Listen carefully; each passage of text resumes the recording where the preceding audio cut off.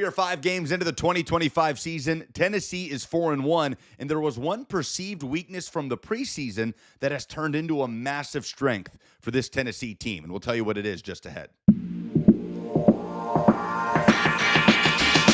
Taking.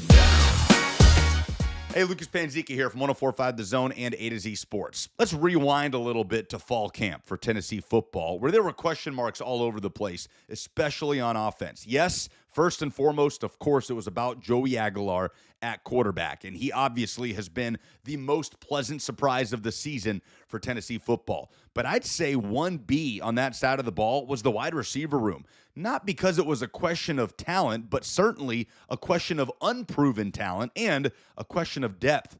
Early headlines in fall camp were about injuries. Mike Matthews missing a practice here, Braylon Staley missing a practice there.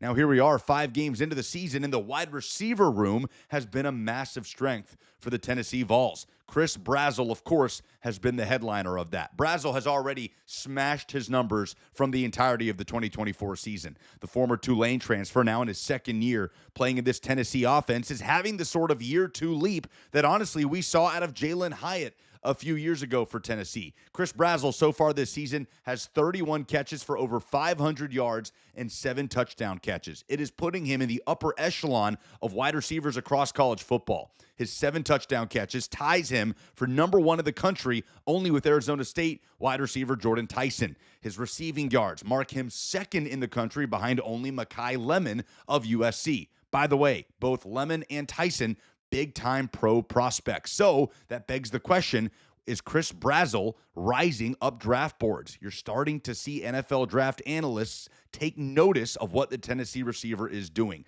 Think about last season where Brazzell had over 300 yards, had only 2 touchdowns, obviously had the game-winning catch against Alabama at Neyland Stadium. He had his moments, but nothing like we're seeing now in terms of that big playability. And by the way, I just rattled off all of those numbers, and he had a 60-yard touchdown catch wiped off due to an egregious offensive pass interference call in that win over Mississippi State on Saturday. And it's not just about Chris Brazzell. Mike Matthews and Braylon Staley, and of course tight end Miles Kitselman, have continued to be big-time contributors in the passing game for Tennessee football.